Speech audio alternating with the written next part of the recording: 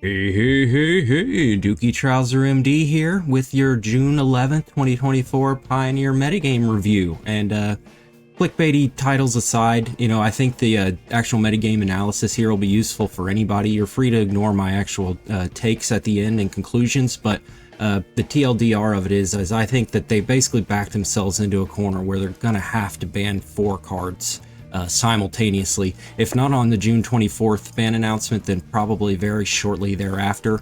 And so I'll get into it. Anyway, the Pioneer metagame here, this is when you click on the MTG Goldfish, just goes straight to Pioneer. It shows you the last 30 days here.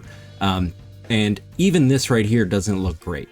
Both of these numbers are pretty well above what they've established in the past as what they'd consider trouble.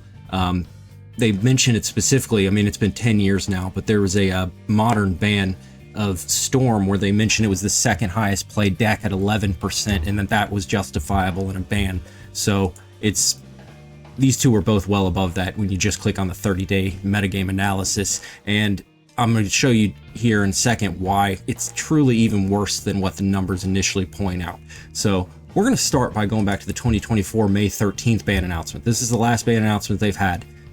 And so this is their most recent take of what they've been looking at, their view of the format. And so they say Pioneer remains in a healthy state after Pro Tour's murder at Karlov Manor. The breakout Rakdos Vampires deck from the Pro Tour utilizing Vein Ripper has proven that it is not a fluke and continues to be an important part of the Pioneer metagame. Its prevalence has contributed to a decline in Izzet Phoenix's win rate, a deck that we've been monitoring coming out of the Pro Tour given its large degree of success there.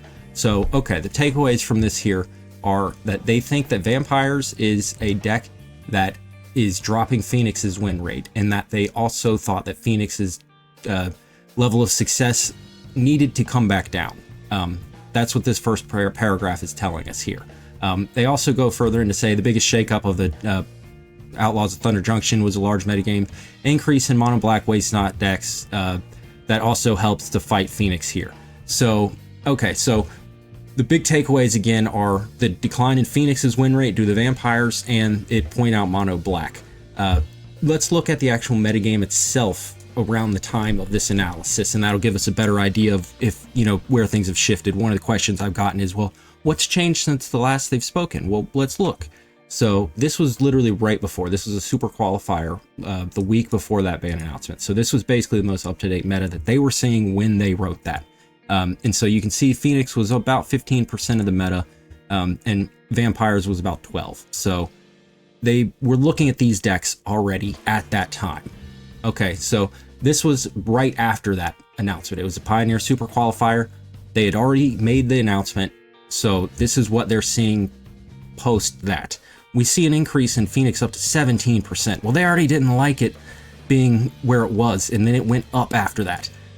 Okay, so that's not a great sign there itself. We also have Rakdos Vampires going up again. So these are both decks that have been pointed out. They were both mentioned in the last metagame or the last ban announcement. So the fact that these are increasing is not a great sign for them. So we can also see here that we have the Niv decks right at around 8%, and then Waste Not at around 9%. Whereas in the previous analysis, they were about 11% and 10%. So those both have also dropped here between the two. Okay, so those are the metas right before and right after. Let's go look at the actual ban announcement from June 2022. I know this is a while ago, but I wanted to point out this specifically because I think it says some things in there that are still very relevant to today. So this was the ban of Winona at the time. Over time, it has become clear that Winona is suppressing diversity as its power and consistency have dramatically reduced incentives to play other linear creature-based strategies. Not only is it a resilient metagame deck that can leverage the power of many powerful creatures available in the format, but its explosive draws involving the deck's namesake can create unassailable board states as quickly as turn 3. So that statement right there, you could just replace Winona with literally 2 other decks in this format, and the paragraph would still make sense. So Winona's win rates at the time, or the metagame analysis at the time, was she was right around 10 or 11% of the format as well. She would clearly, or pretty regularly, have 2 or 3 copies in the top 8s. And this was enough to justify banning for Winona.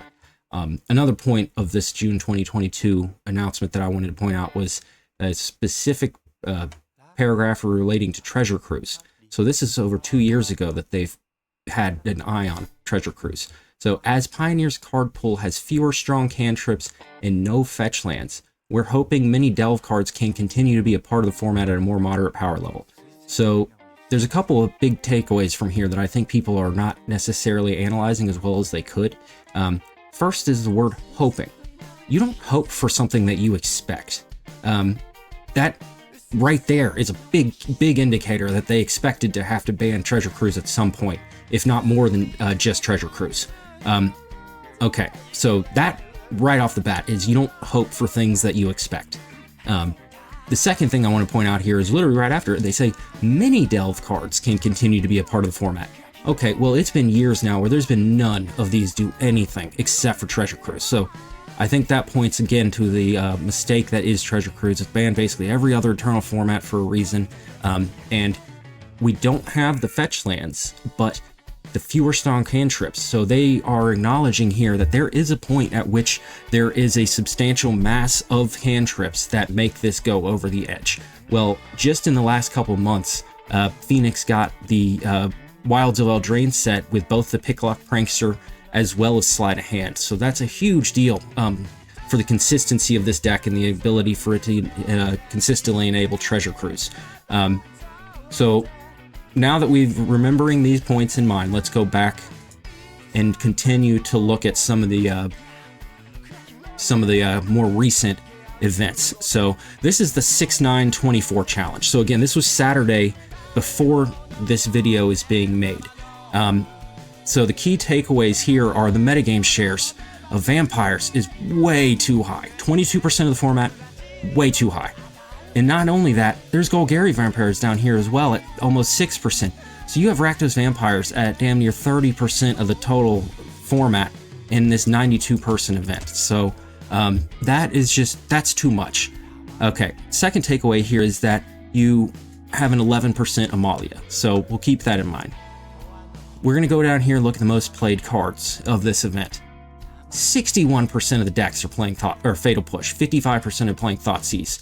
That's an absurd amount. You would expect even for like the most generically useful cards, you really shouldn't have more than maybe 40% of a deck being able to play that. This means 61% of the decks are in black straight up, ignoring any of the other stuff. So, all right, well, let's go down here and look at the most played creatures. Okay, well, just generally you would expect the most played creature in any format to be a generically good, cheap mana value creature that can enable multiple different strategies, fits into a lot of different things, something like a Mana Dork, for instance. We see those down here at 9th or 10th. Okay, well, up here, the top played creature in the entire format is Vein Ripper with 100 copies. It's in 27% of the decks. You should not have your 6-drop as the most played creature in a format. That is clearly a problem. It's just, there's nothing you can say positive about this interaction. And you can even look down here. Okay, the top 4 creatures are all vampires. The top played non-vampire creature is another creature also in that deck. So it's just this entire event right here is just completely damning that vampires is not good here. It's not a good sign for the format. Okay, well, let's look at the actual top 8 here. First of all, is won by Simic Merfolk, which is great. I love that there are still the possibilities, even through this kind of metagame, for decks like that to pop up and exist. But when we take a closer look at it here, the top 8, we have 3 vampires and 4 Amalia combo decks. So the top 8 is literally just vampires, Amalia, and this one Merfolk deck that spiked the event. So that is not a good sign there. Again, we looked at the Winona ban announcement from before, and these numbers, all of these numbers here are way above anything that Winona was when she was banned. She was closer in line with this, but she was not putting up these kind of top 8s. Okay, and so, sure, okay, you accuse me of cherry picking. This is only one challenge. Okay, well, let's go to the next one. This is another challenge 64 from that exact same day. So, okay, well, we see, well, okay, vampires isn't 27% of the format here. That was just a fluke. There's still 22% of the format here. But even more importantly than that is once you actually start going into it,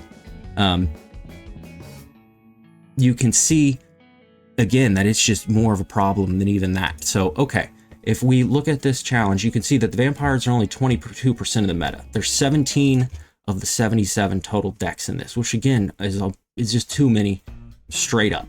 But now when we look at the actual data again, we have 3 vampires in the top 8, okay?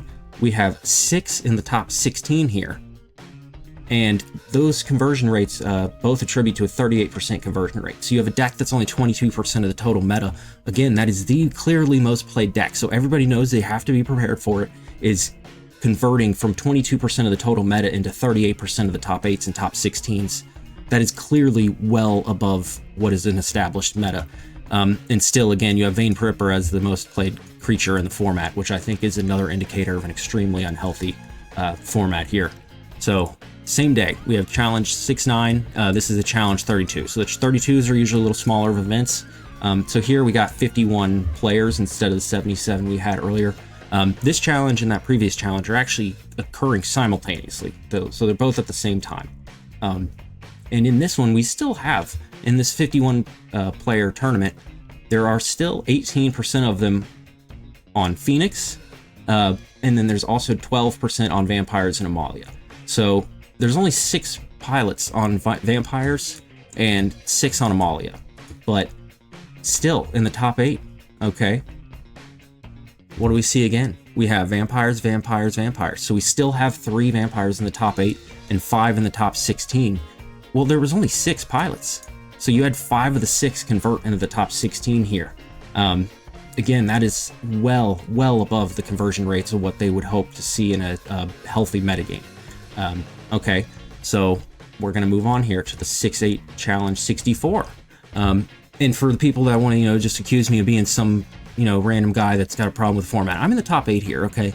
I probably made the most recent meta deck in the Rule Prowess deck. I was the one that won with the deck originally, and I've been the one put up most consistent results with it. I have multiple first place finishes, a ton of top 8s. So I'm still having success in this metagame. I'm not somebody that's just, screaming that their pet deck can't succeed in this metagame. I think that we're 2 of the worst matchups for both Vampires and Amalia, which is one of the key reasons why this deck has continued to still show up. But again, let me go back to this one I meant to point out here. Was in this event, we're the second most played deck, the Gruul Aggro, Gruul Prowess deck. With 9 pilots, but the top finishing deck still only managed to get 22nd. That's the highest finish for the deck that was the second most played. So that's just really bad conversion rates there that we can see. So when we're back to this one again, this is the 6-8-24 challenge. So this was Friday.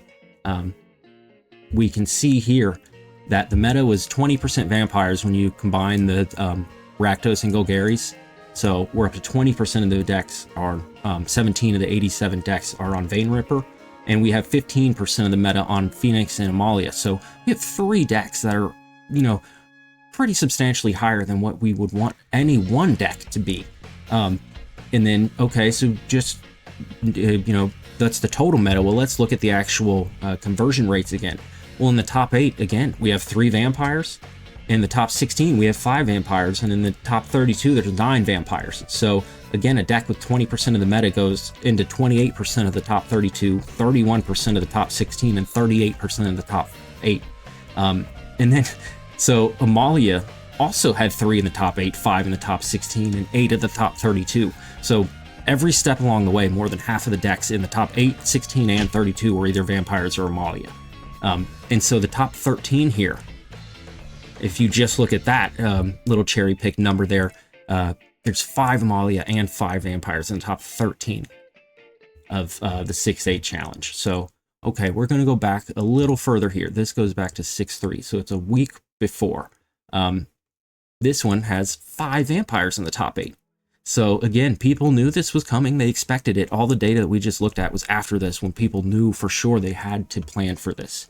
Okay, so where does that leave us now? The most recent challenge was yesterday, the 6-10. There was a challenge 64 and a challenge 32. So let's look at the challenge 64 here. Okay, we have again, we have 18% on Rakdos vampires and 4% on Golgari vampires. So we have 22% of the format on vampires. This time we see 15% on mono green. So that's the first time I've really mentioned that one. But we still have Phoenix and Amalia up there as the same, you know, that same top of the meta there. So there were only 8 Amalia pilots in this deck, or in this tournament of 96 decks. Okay, well, if you look at this, 29th place is the lowest finish you will see at Amalia deck. The lowest.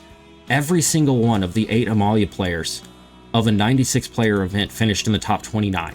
There were 8 in the top 32. 8, yeah, all 8 in the top 32. There were 4 in the top 16 and 3 of the top 8, including first and second place. So the conversion rates of Amalia are just through the roof, even when it's not actually the most played deck in an event. It's clearly been putting up these results for a while now. So, okay, well then let's look at the 6-10-32 challenge. This is the last challenge that fired before this video. So we have 26% of the meta on Rakdos vampires, another 3% on Golgari vampires. So we have near 30% of the format on vampires. We have 15% on Nykthos, another 11% and 11% on Amalia and Phoenix. So that is just, again, a very crunched metagame here that we're seeing. These couple decks are basically pushing everything out of the metagame. They're slowly eating into the meta shares of every other strategy below it. And so in this one, we can see another Amalia just dominance. There were 29% on vampires, as I said. So the top 4, all Amalia. And there were only 8 Amalia pilots in the 70, but 5 of the 8, top 5 of the top 8 were Amalia and 7 in the top 12. So again, there were only 8 Amalia pilots and 7 of them made the top 12 here. So these conversion rates are through the roof, way out of line with what you would expect for a healthy deck to be at. So where does this leave us now? Okay, so point 1 is Soren is gone. He has to be gone. Soren is banned. He is 100% gone on June 24th. There's just no way around it. You cannot have a deck take up 30% of the metagame and have positive conversion rates along the way. That is just not a sign of a healthy metagame at all. Okay, so then what is our next step here? The conversion rates of Amalia are also way too high. You ban Rakdos vampires and you're left with Amalia just completely decimating the format. Okay, so we've basically established here that those two decks are clearly out of line with what they are considering established healthy guidelines. So once those two decks are gone, Phoenix is completely been pushed out of the meta by vampires. You've seen, like, there are very few Phoenix decks in the top 8s, top 16s or whatever, but that's basically because they just get destroyed by all these vampire decks.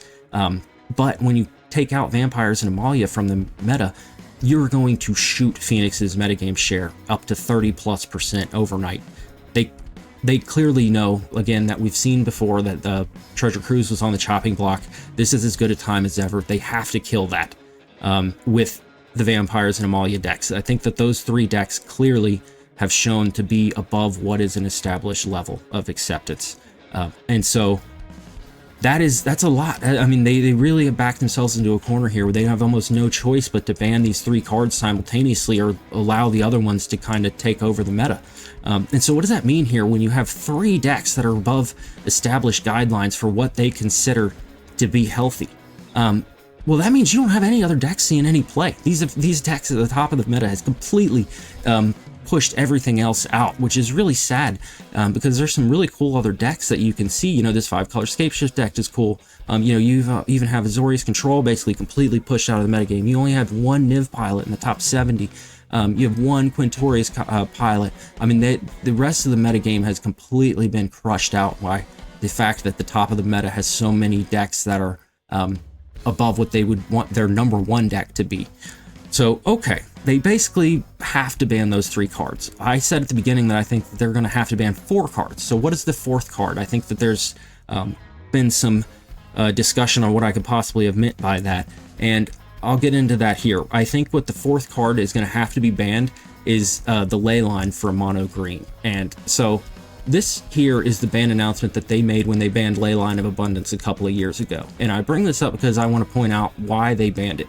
Okay, so it says, it also provides free 2 green mana symbols for Nithka Shrine and Nyx, allowing the deck to ramp even more quickly. So they already pointed out that the Leyline of Abundance providing 2 green mana was a problem. And so now that the new Leyline provides 4, it's just too much. And I can show you here a match. First of all, I actually won this match. So, that, besides the point, you can get through this. That's not my point here, is that they've clearly shown that this kind of gameplay is not something that they want to see here. So when we go to the meta or the game here, I'm just going to let it play out normally so that you can see it at regular speeds here.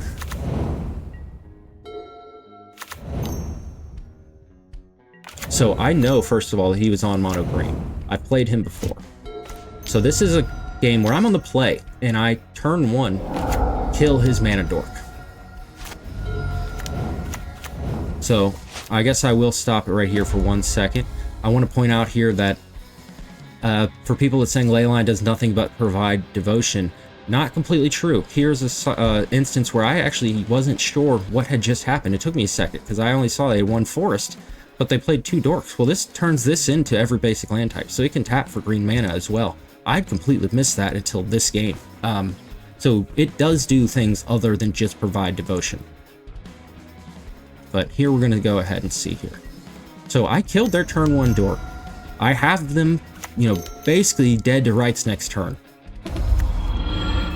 But you can see here, again, this is turn 3 after having their turn 1 dork killed.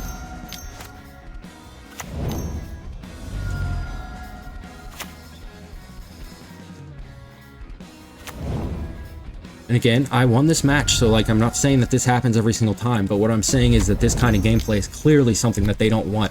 And if they ban those other 3 decks, like I think is inevitable, they definitely do not want this being the thing that is at the top of the meta. So he just drew, it kind of went quickly, so I want to go back through this here. I had gone back and watched this game and counted it all up.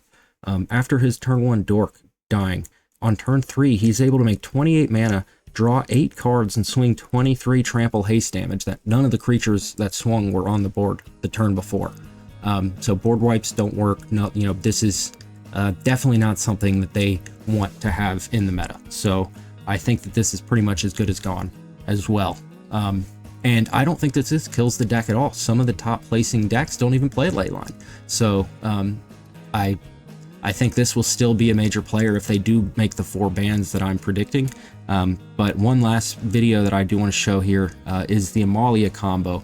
So even though the Amalia play rates aren't quite as high as some of the other ones we've seen in the percentages, I still think that this is one that, regardless of the conversion rates, which alone are enough to ban it, and they definitely will get banned because of those conversion rates, I think this is the kind of thing that they also definitely do not like having at the top of the meta. So realistically, challenge run should not go, or challenge match should not be more than 56 minutes long, because you have the 2 sides with 25 minutes, and then you have 3 minutes per sideboarding. You'll have maybe a couple microseconds here and there where you're not being clocked on either clock, so you might even have maybe a 58, 59 minute round. Well, there's been a couple of rounds that have gone over 65, 70 minutes, and I just had no idea what was going on, and now I know. This is an Amalia loop where you can create a locked game state. So what I did here was I monstrous raged the Amalia in response to the trigger that was going to have it blow up everything. So it never has exactly 20 power to happen. So I'm just going to play this through real quick. Alright, so for anybody that hasn't seen, this is what it's going to do when the Amalia combo loops. You can see he has no cards left in his library.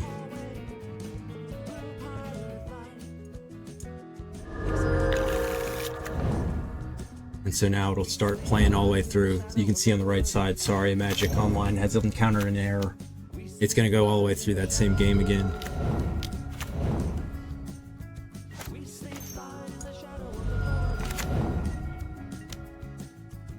So I didn't do the best job of explaining it here in the actual video.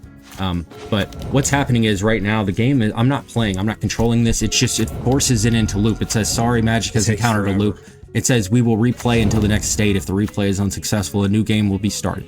So this goes for about 6 or 7 minutes. When this ends, it'll eventually go just into the next game. Just start right up where. Yeah. So that's what I was saying here is it'll take about 6 or 7 minutes, and then you'll just go into the same game as if that game never happened. When you go into your historic game logs, like I had just done here, to show this, if you try to replay the game, that replay doesn't exist. You have to record it live, or else you cannot go back and see the replay of it. So, heaven forbid you do that 2 or 3 times in a single round. You could have an 80, 90-minute round. And so decks have been banned for less, as far as being troublesome for gameplay patterns and causing logistics issues in rounds. So the combination of both that and the conversion rates for Amalia, it's 100% as good as gone, in my opinion. So sorry, I know this video has kind of gone on a little longer than I expected it to, but I thought it was important that we discuss some of these things so that people wouldn't be caught off guard, because I do truly believe that this is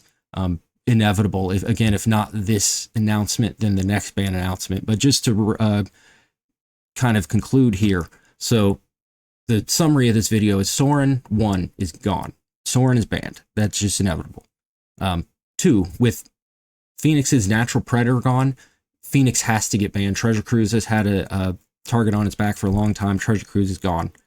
Point 3 is Amalia. The conversion rates are too high and the gameplay patterns are not good. You could very easily put the quote that I had listed from Winona back here and very easily put both vampires or Amalia in here, and it would line up both as far as the actual terms itself in the paragraph and the play patterns, the win rates, all of it are way higher than Winona ever was on those. And then the 4th point is I think that the Leyline out of Monogreen is also going to be banned here, just because I think they're going to try to take a preemptive stance on that instead of letting games like I just showed be the prevalent thing in the meta. So anyway, let me know in the comments if you agree or disagree. I appreciate everybody stopping in. I'm hoping to get more content out here soon. So thanks again.